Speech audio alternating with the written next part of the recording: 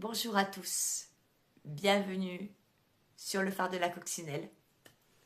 Là où on ne caresse pas les consciences, on les réveille. Et là, je pose le ton parce que cette capsule est très importante. Avant donc de commencer ce premier épisode des Mystères de l'âme, je veux vous rappeler une chose simple. Accueillez, recevez avec votre discernement. Ce que je partage ici n'appartient pas à une vérité universelle, c'est la fréquence de mon âme. Brute, entière, mais c'est la mienne. Donc si cela résonne pour vous, super. Si cela ne résonne pas, eh bien laissez passer tout simplement. La vérité, vous savez, ne force jamais. Elle reconnaît simplement ceux qui veulent l'entendre. Pour ceux qui arrivent la première fois, je suis Sina, voilà. Et je ne suis pas là non plus pour accompagner une routine en crise, mais ceux qui savent ou sentent là que leur vie ne peut pas se résumer à survivre et qui pressentent qu'ils sont bien sûr bien plus vastes que leurs histoires, leur corps ou leurs personnages humains. Aujourd'hui, nous allons remettre de la clarté où il y a eu beaucoup de confusion. Mais avant d'entrer dans le vif du sujet, j'aimerais revenir sur ce qui a donné naissance à cette série. Parce que pour comprendre ce que nous allons faire ensemble, il faut repartir de là. Nous sommes au mois d'août. Voilà, j'étais plongée dans le parcours des 10 commandements d'être. Un parcours magnifique que je vous recommande d'ailleurs, parce que ce sont les 10 commandements revisités à la lumière originelle. Un régal ce parcours. En tout cas pour moi ça a été un régal.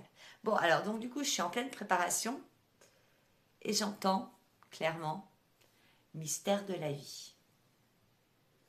Alors évidemment mon mental a fait tout ce que les mentales savent faire. Ouais, ok, d'accord, pourquoi, comment, c'est quand, je peux avoir le programme s'il vous plaît. Enfin bon, je rigole, mais vous savez ce mental là qui veut tout savoir sans rien payer.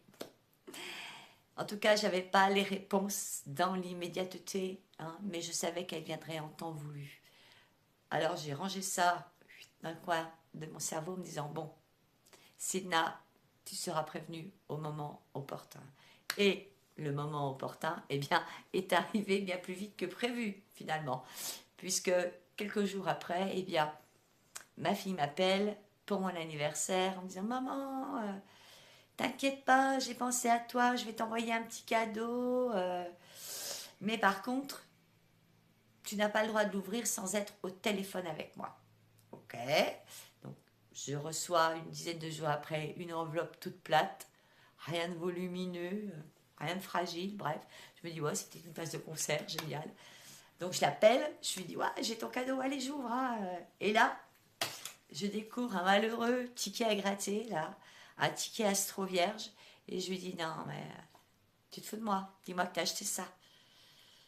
Puis je sais pas, j'ai un pressentiment, je me dis putain, mais c'est bizarre ce truc. Il n'y a pas de CGV, il n'y a rien. J'ai travaillé dans une presse quand j'étais jeune, donc je connais parfaitement les jeux à gratter, ça, on peut pas m'arnaquer là-dessus. Alors je la grille direct, je lui dis, dis donc, qui c'est qui t'a vendu ça? Parce que c'est un faux, hein. Le papier, c'est pas bon. Il n'y a pas de condition. Donc, tu t'es fait arnaquer, ma fille. J'étais tellement focalisée sur l'arnaque potentielle que j'en oubliais de gratter, quoi. Et donc, du coup, elle était complètement... Elle me dit, mais maman, mais arrête, gratte. Arrête de poser des questions. Allez, vas-y, gratte. Donc, je gratte. Voilà. Et je découvre... Alors, ça a mis du temps avant de monter au cerveau. Je ne sais pas si vous le voyez. Voilà. Tu vas être mamie. Et là, les larmes, l'émotion, allez, tout le package là. Et là, c'est là aussi que j'ai compris que le fameux mystère de la vie venait de trouver son dernier morceau. Tout s'est aligné d'un coup. Hein. Ce que j'avais entendu quelques semaines auparavant prenait sens. C'était pas une idée de plus, hein. C'était une transmission. Pas pour expliquer les notions spirituelles, hein, mais pour aider à accueillir ceux qui arrivent autrement. Parce que ceux qui viennent au monde aujourd'hui ne forment pas simplement une nouvelle génération. Ce sont toutes des âmes d'un autre cycle, des âmes qui portent en elles la mémoire d'un monde nouveau. Et quand je parle de monde nouveau, hein, je ne parle pas d'une planète lointaine où on serait télétransporté. Hein. La nouvelle Terre, c'est une nouvelle fréquence, une fréquence plus élevée, plus consciente. Donc nous, les parents, grands-parents, les accompagnants, nous ne pouvons plus accueillir les enfants comme de simples corps en développement. Hein. Nous devons les accueillir comme des consciences, avec un grand C, hein, quand je dis conscience. Hein. Et cela demande de comprendre ce qu'est réellement l'âme, d'où elle vient, ce qu'elle traverse et pourquoi elle s'incarne dans cette période particulière. C'est là que commencent les mystères de l'âme. Ce premier volet va poser les fondations. Il va nous ramener à l'essentiel, c'est-à-dire comprendre ce qu'est la conscience avant même qu'elle ne devienne une expérience incarnée. Avant de parler de l'âme, avant même de parler de sa descente, de son passage, de l'incarnation, il faut revenir à l'endroit où tout commence. La conscience pure. Et là, je vais vous dire quelque chose de très simple. Si l'humanité se perd, c'est parce qu'elle confond tout. Elle confond l'âme avec l'émotion, le mental avec la vérité, la personnalité avec l'essence. Et elle cherche la conscience là où elle n'a jamais été.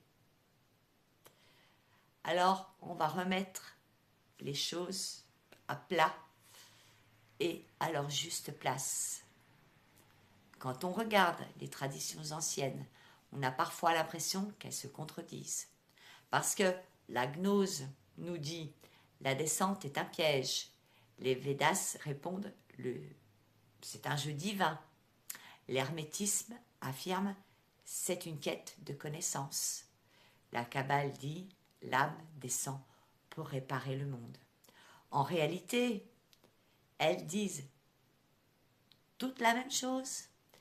Elles regardent simplement la même mécanique sous des angles différents. Si vous comprenez ça, tout ce que vous vivez aujourd'hui prend un sens radicalement différent. Au commencement, il n'y a ni matière, ni monde, ni forme, ni histoire. Il n'y a pas de moi, pas d'identité, pas de mémoire. Au commencement, il n'y a que la conscience pure. Infinie, sans limite, sans division. Les textes l'appellent différemment.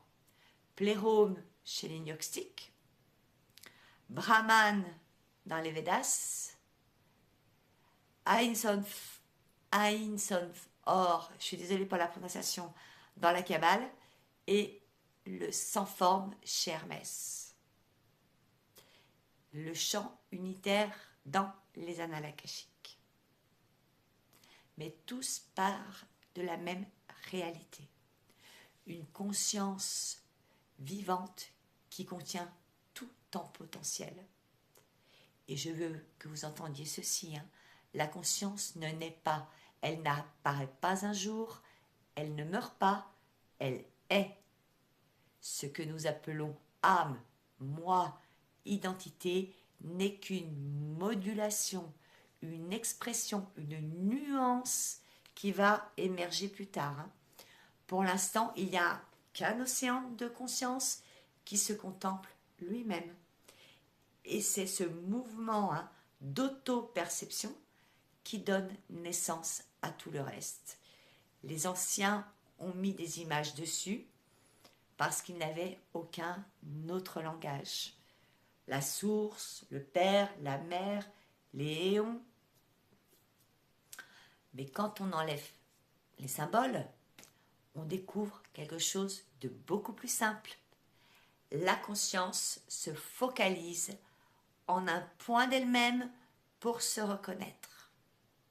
C'est le début de l'individualité, le précurseur de l'âme.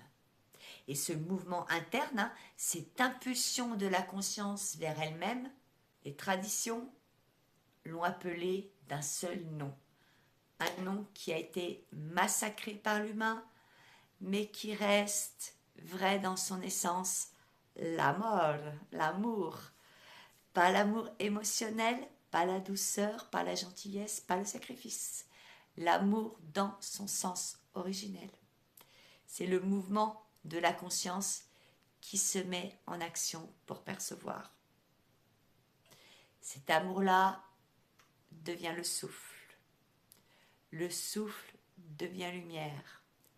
La lumière se structure en énergie de vie. Et tout cela se produit bien avant que l'idée même d'une âme ne soit envisagée. Quand Hermès dit « Au commencement était l'intelligence », il parle de cette conscience en mouvement. Quand les Védas parlent de prana, ils parlent du souffle qui met la création en route. Quand la gnose évoque la lumière de Sophia, elle parle du moment où la conscience devient perceptible. Et quand la Kabbale décrit Ein Sof Or, elle décrit cette expansion infinie de lumière avant toute forme. Le point essentiel est là. Avant l'âme, il y a la conscience, et cette conscience n'est pas individuelle. Elle n'est pas votre mental, elle n'est pas votre petite conscience humaine. Elle n'est pas vos pensées, ni vos émotions, ni vos croyances, ni votre histoire. C'est là que commence le grand malentendu humain. Vous croyez que votre conscience, c'est vous, alors que la seule conscience que vous vivez au quotidien, c'est le petit moi, l'interface matricielle. Le petit moi, c'est le logiciel. L'âme, c'est l'utilisateur. La conscience, c'est le système d'exploitation. Et tant que vous confondez les trois, eh bien, vous souffrez. Parce que le petit moi pense, compare, analyse, doute et se croit séparé, alors que la conscience, elle, ne doute pas, n'analyse pas, ne réagit pas, elle observe. Et c'est seulement quand on distingue clairement le mental de la conscience que l'âme devient compréhensible. Nous n'avons donc pas besoin d'instruire davantage la tête. Nous avons besoin de nous réaccorder à notre corps de lumière. Ce n'est pas l'intellect qui doit apprendre, c'est surtout et surtout la vibration qui doit s'ajuster. Maintenant donc que nous avons posé les bases, que nous avons vu comment la conscience se met en mouvement, comment elle devient souffle, comment le souffle devient lumière et comment la lumière se structure en énergie de vie, eh bien, nous pouvons enfin entrer dans ce que nous appelons l'âme. Et attention, bon, si vous croyez que l'âme apparaît comme une petite étincelle jolie là qui se balade dans un beau ciel bleu, vous êtes encore dans une image. Mais bon, je pense que vous avez dépassé ce stade. Mais bon, l'âme, en tout cas, n'est pas un personnage céleste, ni une entité extérieure, ni un morceau séparé de Dieu. L'âme est une focalisation de la conscience. Dans les textes gnostiques, on raconte cela avec des symboles. Le plérôme, les éons, Sophia, la plénitude de lumière. Mais quand on retire les mythes et qu'on observe dans les annales akashiques, on découvre quelque chose de beaucoup plus direct. La source ne crée pas des êtres. La source se démultiplie en points de conscience. Imaginez un soleil sans forme, un soleil qui ne brille pas vers l'extérieur, mais vers lui-même. Et imaginez qu'à un moment, eh bien, ce soleil décide de se percevoir. Ce geste, ce retournement vers soi, ce regard intérieur, c'est la naissance du premier point de focalisation. La première nuance, la première modulation, la première identité vibratoire. Ce point-là n'est pas séparé de la source. Pas plus qu'une vague n'est séparée de l'océan. Il est une distinction, pas une séparation. Et c'est précisément ce qui permet à une âme d'exister. Une identité sans rupture, une singularité sans isolement, une forme sans oubli, du moins dans ses plans supérieurs.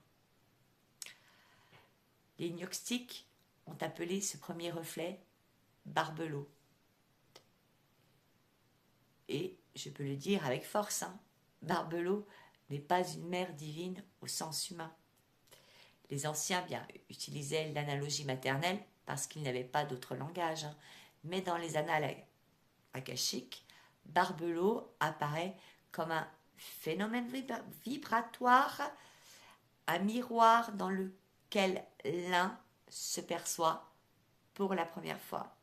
Pas une femme, pas un être, un reflet vivant. Et c'est dans ce reflet que la conscience commence à se différencier. Pas à se diviser, à se différencier. Pour la première fois, une nuance apparaît, une tonalité, une présence distincte.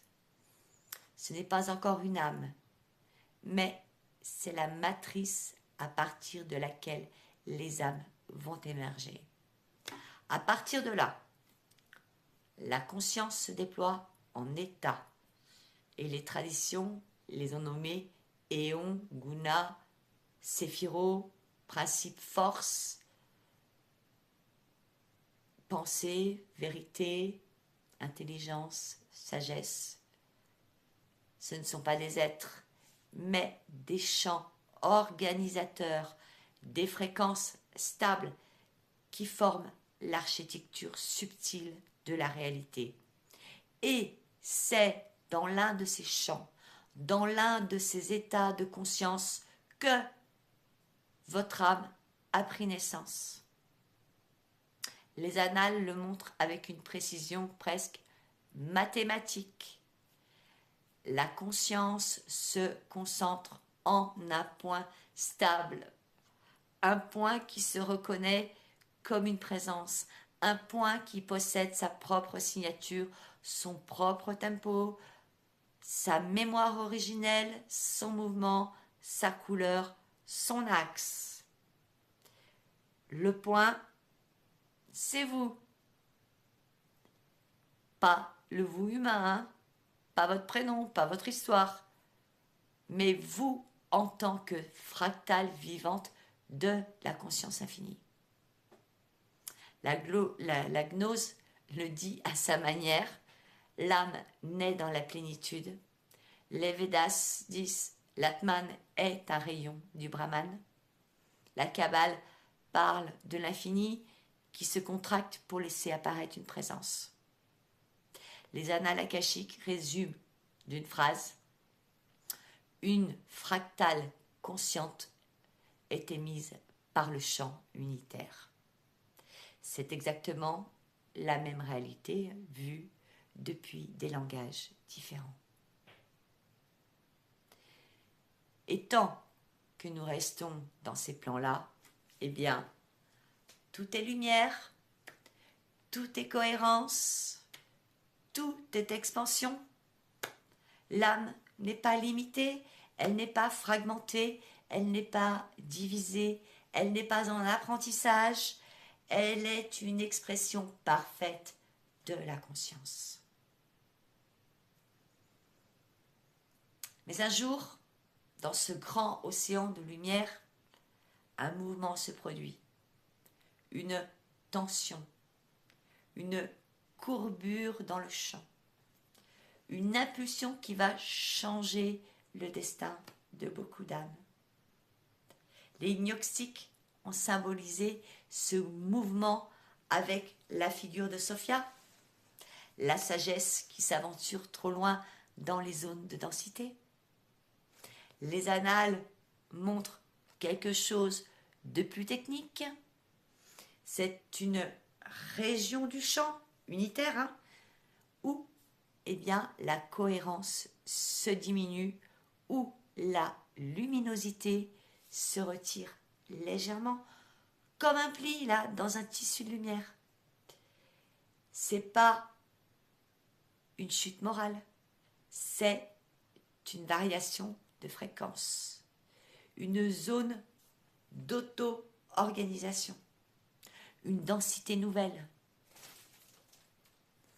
Et c'est dans cet environnement-là, dans cette zone où la lumière devient partielle, que certaines âmes, dont énormément d'âmes originelles du Pléhome, ont ressenti l'appel de descendre. Alors attention, là je vais casser des mythes, pas pour apprendre, pas pour se purifier, pas pour mériter quoi que ce soit. Je l'affirme, mais pour comprendre ce que devient la conscience lorsqu'elle se retrouve dans un monde où elle ne peut plus se refléter totalement. C'est à ce moment-là que commence la véritable histoire de toutes les âmes, de notre âme. C'est ici que votre histoire commence réellement, au moment où votre âme naît dans la plénitude, choisit de s'approcher d'un monde où la lumière n'est plus totale.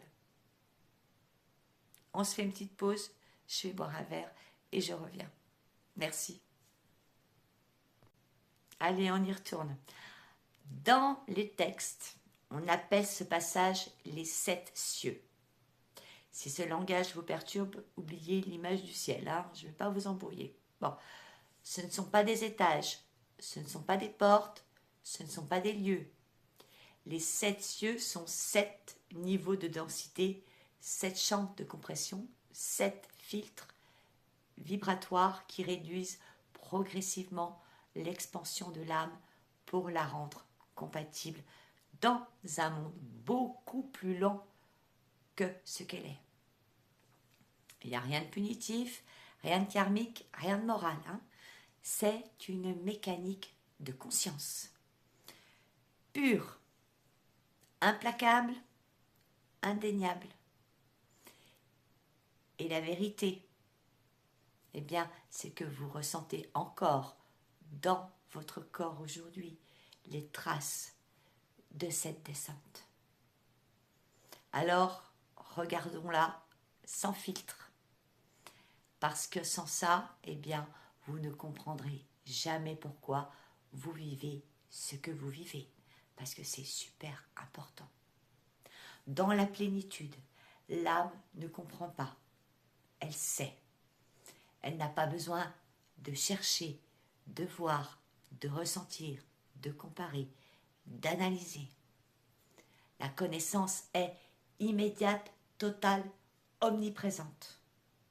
Mais, au premier ciel, cette évidence se fissure. Ce qui était instantané devient progressif.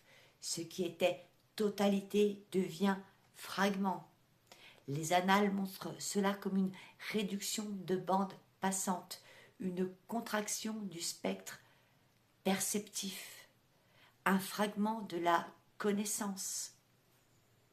Et c'est là que commence le grand drame humain.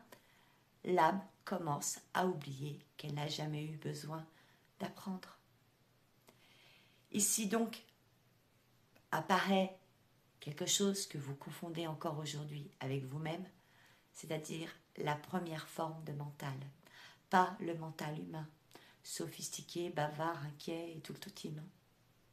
Le mental primordial, la séparation entre ceci et cela, le début de l'analyse, le premier mécanisme de division. C'est à ce niveau que la pensée commence à se découper en séquences, qu'une conscience illimitée devient une conscience qui pense depuis un point de vue. Et ce point de vue, vous le traînez encore aujourd'hui. C'est lui qui dit « je », alors que le « je » n'est qu'un paramètre.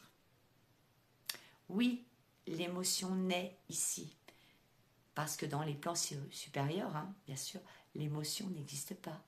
Il n'y a que des états, des présences, des fréquences. Mais à ce niveau, un mouvement interne apparaît, une réaction, une ondulation, une sensibilité nouvelle. Les Védas l'appellent Kama, le désir primordial. Les annales le montrent comme une contraction de la vibration. Et c'est là que l'âme devient vulnérable pour la première fois. Non pas parce qu'elle souffre, mais parce qu'elle peut maintenant être affectée. C'est ici que se joue l'un des plus grands mensonges de l'histoire de l'humanité. On vous a fait croire que vous étiez des êtres à compléter, à purifier, à réparer, alors qu'en réalité, tout vient de ce passage. Le 4e ciel retire l'accès à la mémoire directe. Pas la mémoire elle-même, elle ne disparaît jamais, mais l'accès. Et c'est ce voile-là qui a permis au système de domination de prendre racine depuis des millénaires. On vous a dit, tu dois mériter la lumière, alors qu'en vérité, c'est le voile qui a provisoirement éteint l'interrupteur. Ici, l'âme commence à se structurer, à prendre forme, à devenir architecture. L'hermétisme parle du corps astral. Les annales montrent une grille vibratoire, des lignes, des circuits, des géométries qui préparent la future densité. C'est ici que s'esquisse votre forme subtile, celle que vos sens ne voient pas, mais que votre intuition reconnaît parfaitement. Et là, nous entrons dans un des niveaux les plus subtils, au 6e ciel. L'âme commence à être influencée par des champs qui ne sont pas les siens. Croyances, idées collectives, archétypes, mémoire émotionnelle globale. C'est le premier contact avec la matrice, la première distorsion, le premier filtre imposé, le premier monde où l'on vous dit « Allez, voici comment il faut penser, voici comment ressentir, voici ce qui est vrai. » Et beaucoup d'âmes se perdent déjà ici, pas parce qu'elles manquent de force, mais parce que la densité commence à devenir persuasive. Le 7e ciel est le seuil ultime, la frontière, la dernière porte avant l'incarnation.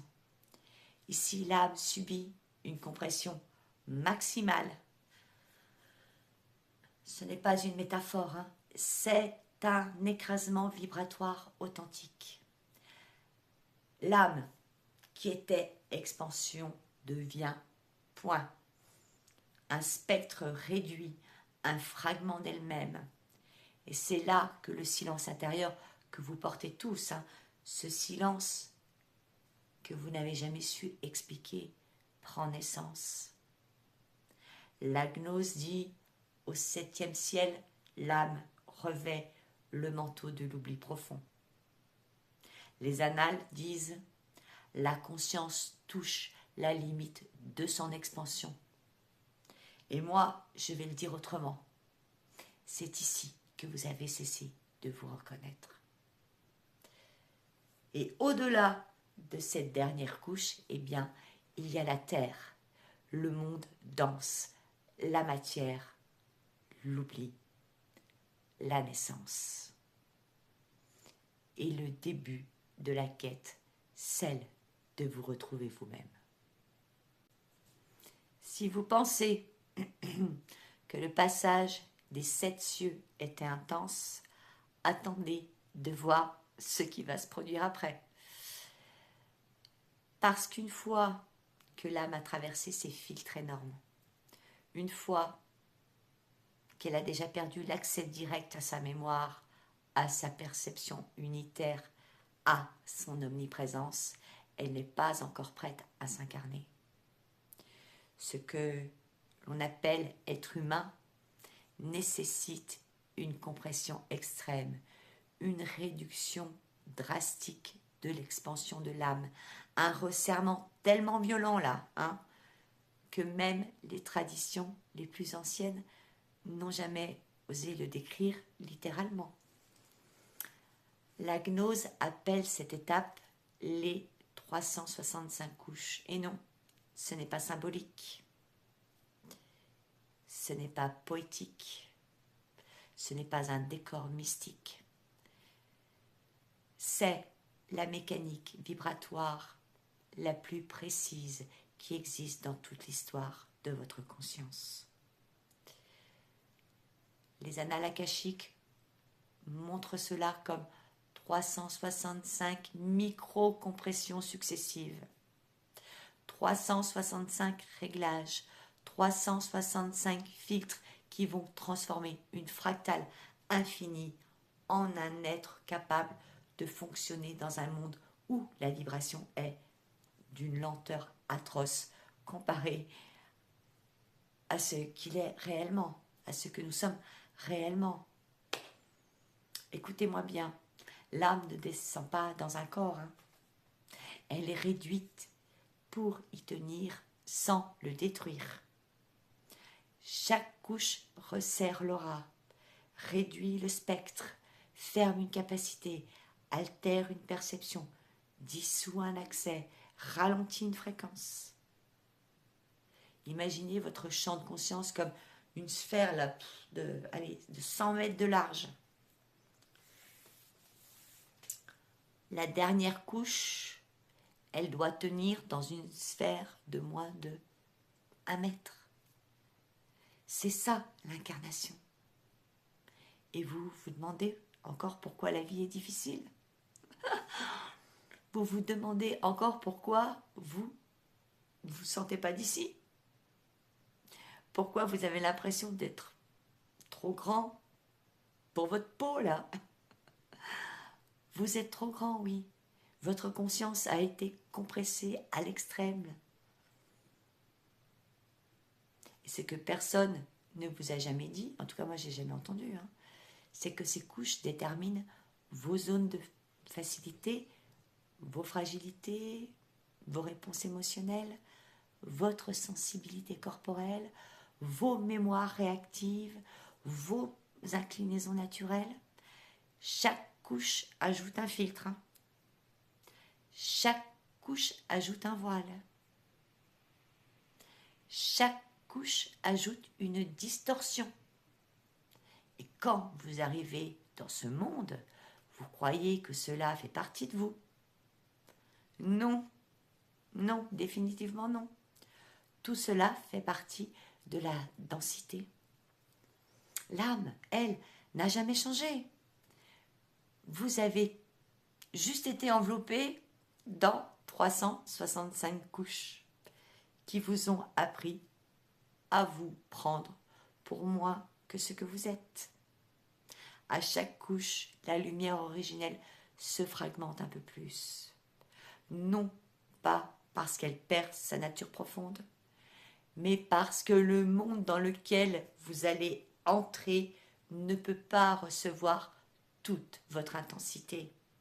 C'est comme faire passer un laser dans un capillaire microscopique. La lumière reste lumière, mais ce que le monde peut en percevoir n'est plus la totalité. C'est pour cela que vous avez l'impression, qu'il y a quelque chose en vous qui ne demande qu'à s'ouvrir, qu'à respirer, qu'à se rappeler. Ce n'est pas une illusion, hein, c'est une mémoire, la mémoire du chant originel qui se cogne là contre les murs de la densité. Les traditions parlent de jours, de degrés, d'anges. Les annales, elles, sont beaucoup plus explicites, hein. Elles montrent un scanner vibratoire qui resserre l'âme couche par couche, qui ajuste les fréquences, qui paramètre la sensibilité, qui prépare la densité. Pas pour vous punir, pas pour vous tester, pas pour vous purifier, hein, mais pour éviter que la simple présence de votre conscience ne fasse exploser la matière qui va vous recevoir. La question n'a jamais été « Pourquoi suis-je bridé ?» La vraie question est « Comment un être aussi vaste que moi peut-il tenir dans un corps aussi petit ?» Eh, pas la même chose, hein. Ce n'est pas un voile, hein. C'est 365 micro-voiles superposés. Et ce voile n'efface rien, il rend simplement l'information inaccessible dans la densité du plan terrestre. Vous n'avez strictement rien perdu, vous avez été compressé. Moi aussi, hein, je rigole, mais moi aussi. Hein. Et c'est ce qui explique pourquoi, votre intuition, votre mémoire akashique, vos élans, vos ressentis profonds viennent toujours comme des éclairs, comme, des fulgurances, comme des vérités là, instantanées, et que le mental ne sait pas expliquer. Vous n'avez jamais oublié, vous essayez juste de réfléchir à partir d'une mémoire que votre cerveau ne peut pas contenir. L'âme ne s'incarne pas pour apprendre, l'âme ne s'incarne pas pour évoluer, l'âme ne s'incarne pas pour mériter quoi que ce soit.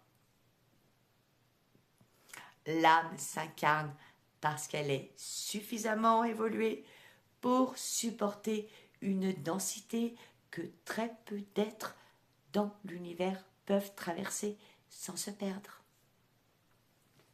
Alors, arrêtez de croire que vous manquez de quelque chose. Arrêtez. Vous êtes ici parce que vous êtes capable, parce que votre conscience est assez vaste, assez stable, magnifiquement lumineuse pour survivre à 365 couches d'oubli sans jamais perdre sa nature. Lorsque l'âme a traversé les 7 cieux, lorsqu'elle a franchi les 365 couches, lorsque sa vibration a été ramassée, pliée, comprimée, au point de tenir dans un espace qui n'a plus rien à voir avec son infinité, elle arrive donc au seuil le plus étroit qu'une conscience puisse traverser dans l'univers. On l'appelle le corridor de densité.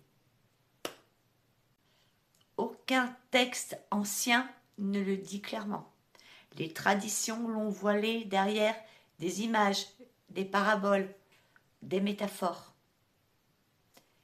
Mais les annales akashiques montrent la scène sans détour. L'âme arrive devant un passage si minuscule, si resserré là, et surtout si irréel pour elle, hein, que même les êtres qui accompagnent la descente, eh bien, se tiennent en retrait.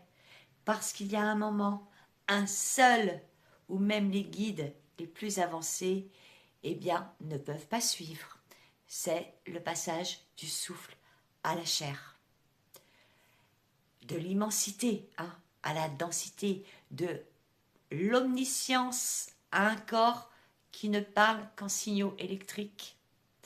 Ce moment-là est une mort et une naissance en simultané. La gnose l'a caché sous une phrase. La lumière se revêt d'un vêtement épais. Mais ce que cette phrase masque, c'est l'ampleur du choc vibratoire. L'âme ne descend pas dans un corps comme on entrerait dans une maison, hein.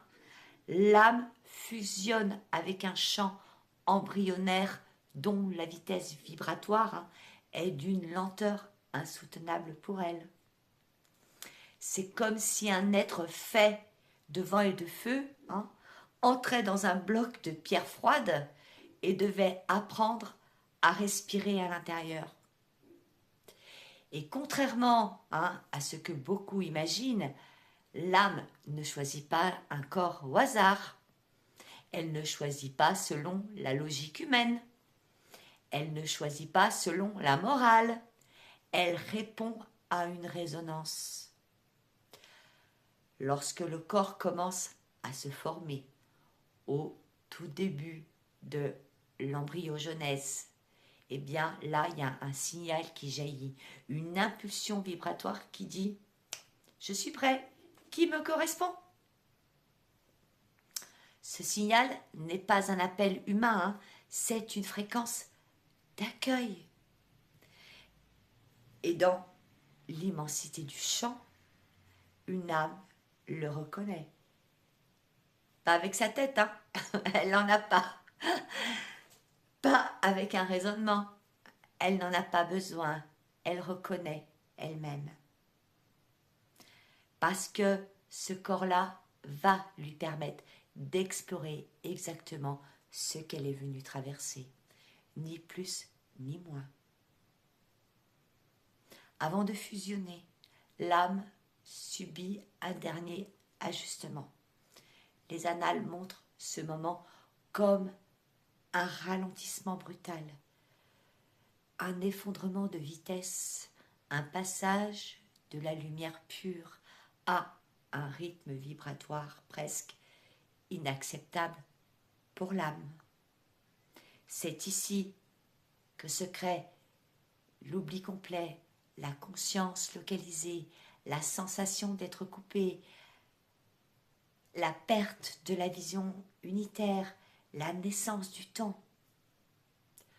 Comprenez ceci, vous ne perdez pas votre conscience cosmique. Vous perdez l'accès à votre conscience cosmique pour pouvoir survivre dans un monde qui ne peut pas supporter ni votre intensité, ni votre omniprésence. Lorsque l'âme entre dans le corps, ce n'est pas un atterrissage, c'est une alchimie. Le champ embryonnaire s'ouvre, le champ de l'âme, eh bien, se déploie, et les deux là se superposent, et instantanément ils s'enchevêtrent. La matière donne sa densité, l'âme donne sa lumière, l'organisme devient conscient, la conscience devient organisme. Et ce moment est tellement puissant que si vous pouviez le revivre consciemment, vous tomberiez là à genoux. Une fois fusionné, donc l'âme active 3 ancrages. Le corps physique qui donne l'expérience du monde matériel. le corps énergétique qui transporte la mémoire originelle, le souffle qui ouvre la vie et met l'incarnation en mouvement. Sans ces 3 points, la conscience ne pourrait pas tenir dans ce plan. Vous seriez incinéré par votre propre lumière. Dans toutes les traditions, ce moment est décrit comme un choc et c'en est un. Ce n'est pas une chute. Allez, je remets une couche. Ce n'est pas une punition, ce n'est pas une perte. C'est un acte héroïque. Parce que il faut une force inouïe pour qu'un être qui se souvient de tout accepte d'entrer dans un monde où il ne se souviendra plus de rien. Il faut un courage immense pour qu'une conscience infinie accepte de vivre dans une cage de chair qui n'a même pas les moyens de la contenir. Faut être lucide quand même. Alors, arrêtez de croire que vous êtes petit, que vous êtes fragile, que vous êtes perdu. La vérité, je vais vous la dire, elle est simple, brutale, magnifique. Si vous êtes ici, c'est que vous faites partie des consciences assez puissantes pour survivre à l'incarnation elle-même.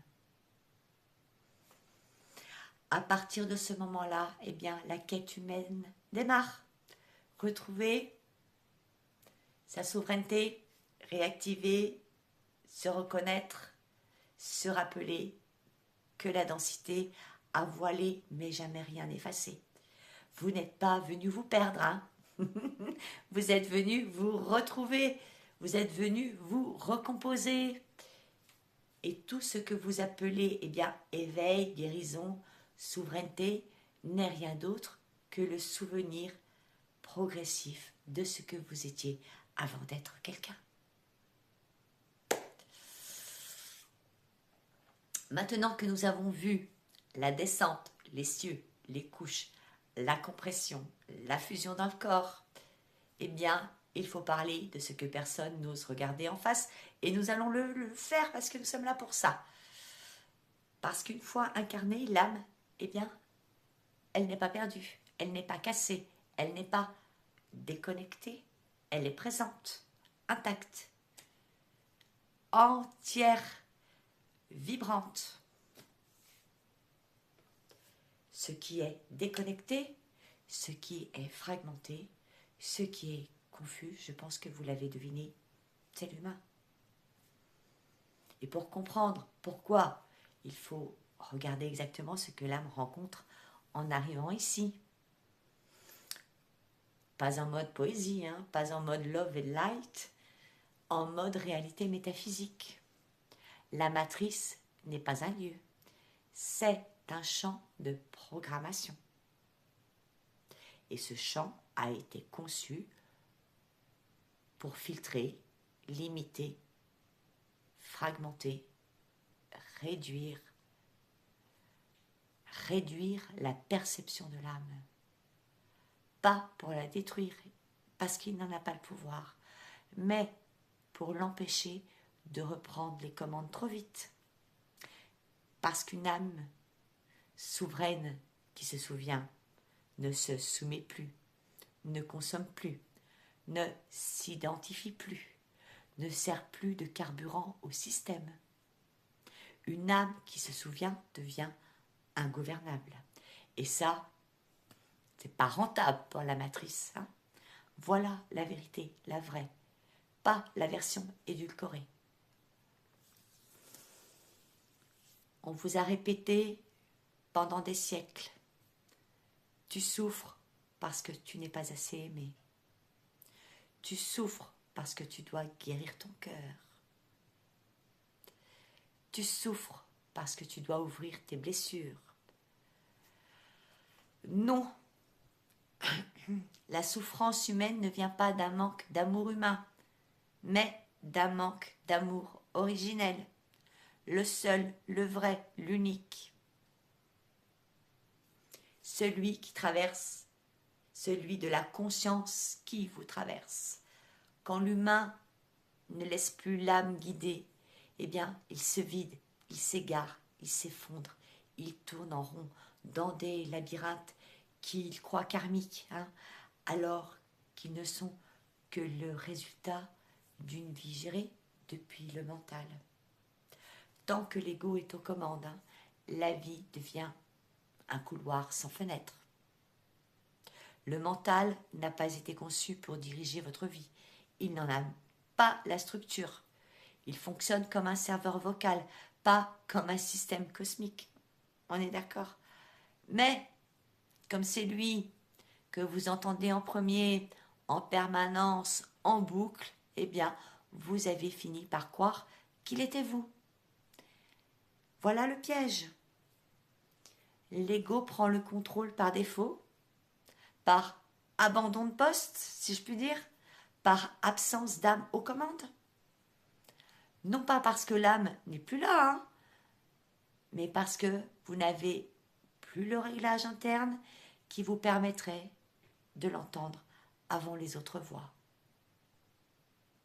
L'âme n'utilise jamais la peur, jamais le doute, jamais l'agitation, jamais le bruit. Elle parle en évidence, clarté, élan, alignement, évidence viscérale, refus d'un mensonge, illumination soudaine. Et comme l'humain est addict au bruit mental, hein, il confond la panique avec la guidance et la guidance avec un fantôme intérieur. Vous n'avez jamais perdu votre âme, vous avez seulement perdu l'accès à sa fréquence. Une partie de vous sait, une partie de vous doute. Une partie de vous se souvient, une partie de vous ne comprend rien. Une partie de vous veut avancer, une autre vous tire en arrière. Je ne pense pas que ce soit un sabotage émotionnel. Je ne pense pas non plus à une blessure d'enfance. Ce n'est pas non plus un karma qui traîne. C'est la cohabitation d'un corps activé par la matrice et d'une âme issue du plérôme. Deux vitesses, deux mémoires, deux mondes. Une seule vie. Et si vous croyez être instable, vous êtes juste en train de gérer deux systèmes d'exploitation dans un seul organisme. Ce n'est pas une sensation spirituelle, ce n'est pas une fuite, ce n'est pas une manie d'éveiller, hein, c'est un souvenir cellulaire. Vous n'êtes pas fait pour les systèmes hiérarchiques, vous n'êtes pas fait pour l'obéissance aveugle, vous n'êtes pas fait pour la compétition, l'humiliation, la standardisation. Vous êtes fait pour la clarté, la cohérence, l'expansion, la mémoire, la vérité. C'est pour cela que tout ce qui est faux vous fait mal et que tout ce qui est vrai, eh bien, vous redonne vie instantanément. On vous a fait croire que vous deviez devenir quelque chose, c'est faux. C'est faux. Vous devez simplement cesser d'être ce que la matrice a construit à la place de votre âme. L'évolution n'est pas un objectif, c'est un souvenir. La souveraineté n'est pas une conquête, c'est un retour. L'éveil n'est pas une ascension, c'est une reconnexion. Et la seule raison pour laquelle vous souffrez, c'est que vous vivez contre la nature même de ce que vous êtes. Vous n'avez jamais été incomplet. Vous avez été simplement compressé, silencé, fragmenté, domestiqué pour oublier que vous étiez arrivé entier.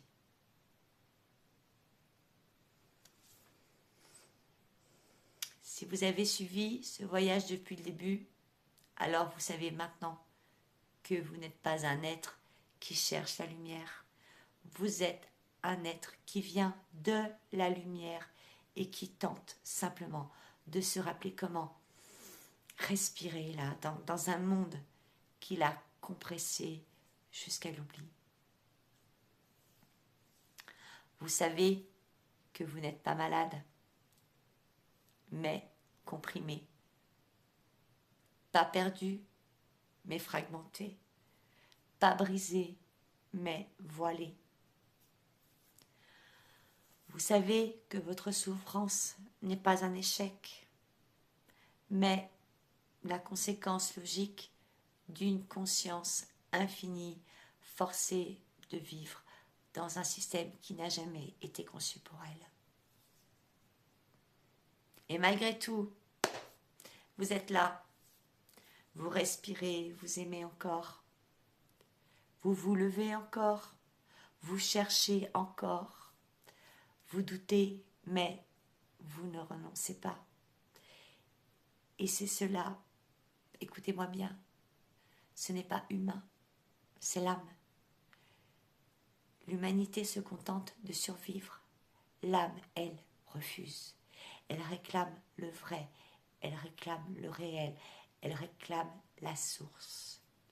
Et quand l'âme commence à réclamer, rien, absolument rien, ne peut l'empêcher de se souvenir.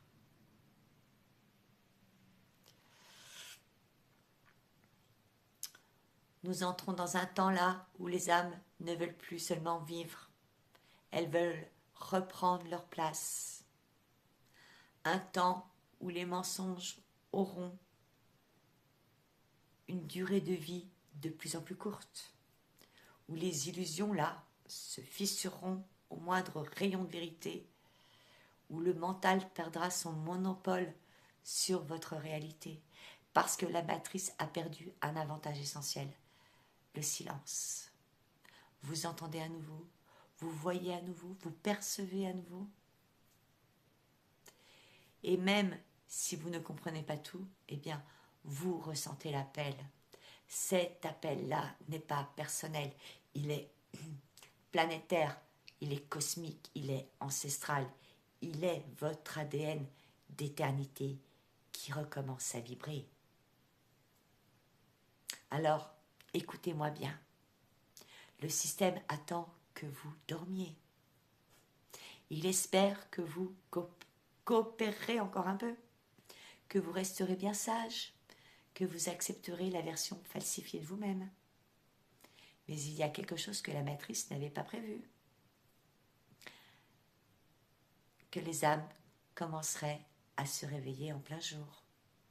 C'est-à-dire pas en méditation, pas dans un ashram, pas dans un temple, dans le quotidien, dans les ruptures, dans les effondrements, dans les révélations, dans les intuitions fulgurantes qui ne vous laissent plus jouer le rôle que vous aviez accepté. Ce n'est pas une quête spirituelle, hein. C'est une insurrection intérieure. Si vous êtes touché, ce n'est pas parce que mes mots sont beaux, c'est parce que votre âme vient de reconnaître un langage qu'elle n'entend plus depuis des années. Ce tremblement dans le plexus, ce picotement dans la gorge, ce feu dans la poitrine, ce vertige doux dans la tête là, ce n'est pas une émotion humaine, c'est votre chant originel qui vient respirer pour la première fois depuis que vous êtes né. Ce n'est pas moi qui parle, c'est vous qui vous souvenez. Une fois que vous savez d'où vous venez, vous ne pouvez plus continuer à vivre comme si vous étiez un individu fragile, perdu, limité, abîmé par la vie.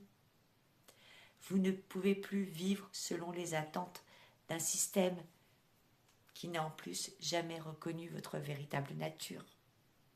Vous ne pouvez plus vous réduire pour rassurer ceux qui ont peur de leur propre lumière.